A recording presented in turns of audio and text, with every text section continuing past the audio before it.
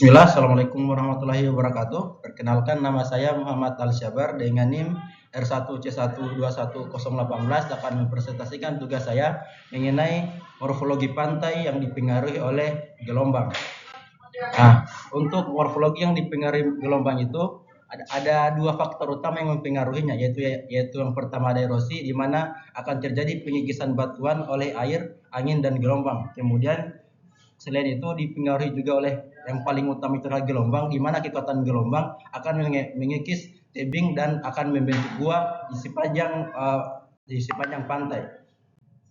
Selanjutnya, morfologi pantai yang dipengaruhi oleh proses gelombang laut itu kurang lebih secara umum ada 4, di mana itu ada cliff, sea cave, kemudian sea arch, dan sea stake. Kemudian selanjutnya kita akan bahas satu persatu. Pertama,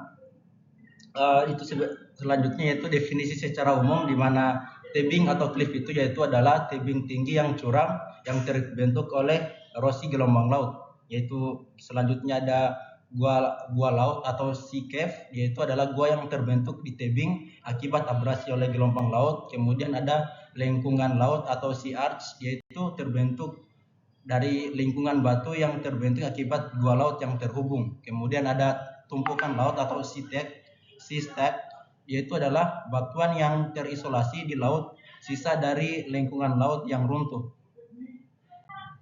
Pertama ada tebing atau cliff, yaitu adalah dinding pantai yang curam dan terjal, yang bagian bawahnya itu terkikis oleh gelombang laut. Cliff ini terbentuk akibat adanya gelombang dari air laut dengan kecepatan tertentu secara terus-menerus, sehingga bagian dindingnya itu akan terkikis serta terangkut oleh air laut.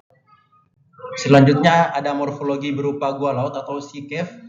Untuk gua laut ini atau gua disebut juga gua pesisir, dia itu terbentuk terutama dari erosi yang disebabkan oleh gelombang, di mana gua ini dapat terbentuk di sepanjang pantai laut dan tepi danau tempat air menghantam batuan dasar. Sebagian besar gua laut terbentuk di sepanjang kelemahan batuan atau batuan-batuan yang tidak resisten, seperti patahan, rekahan, atau bidang perlapisan atau foliasi, dan dapat terjadi di setiap jenis batuan.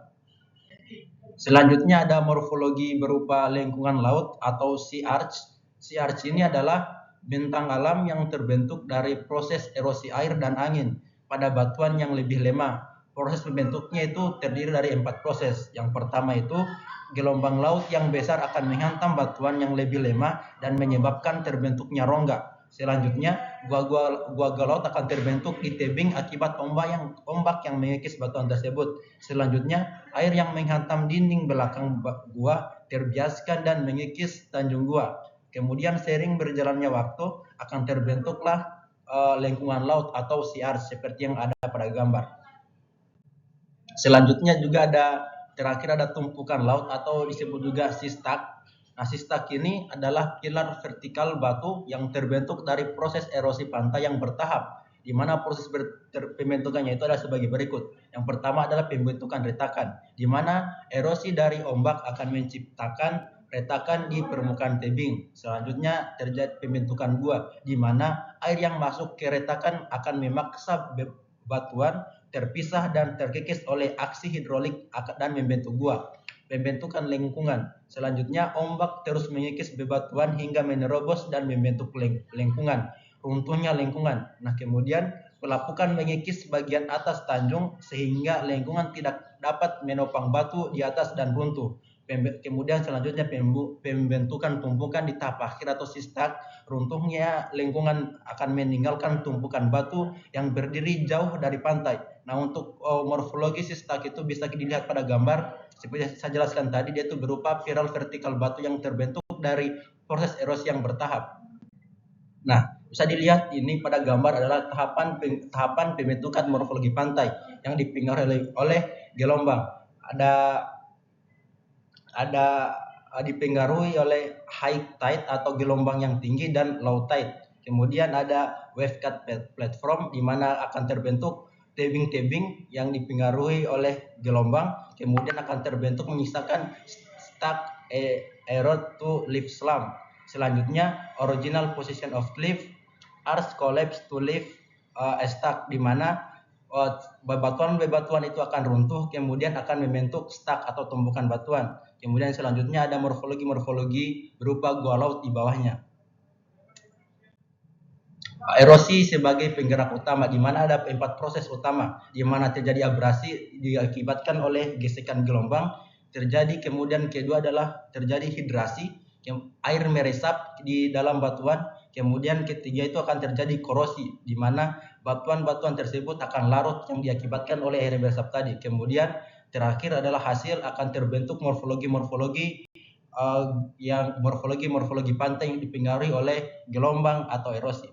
Selanjutnya itu keterdapatan morfologi yang saya sebutkan tadi itu secara umum ada di 4 lokasi di Indonesia, yaitu morfologi yang saya sebutkan tadi seperti cliff, sea cave, sea arch, dan sea stack itu. Di pertama ada di Nusa Dua, yaitu ada di Provinsi Bali. Kemudian yang kedua ada di Tanjung Lesung, ada di Provinsi Banten.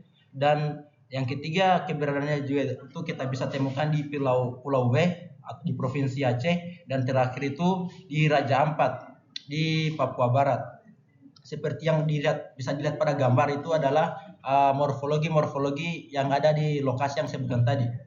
Itu saja mungkin yang bisa saya presentasikan. Lebih dan kurangnya itu mohon dimaafkan. Saya akhiri ucapan wabillahi wa taufiq wal hidayah. Assalamualaikum warahmatullahi wabarakatuh.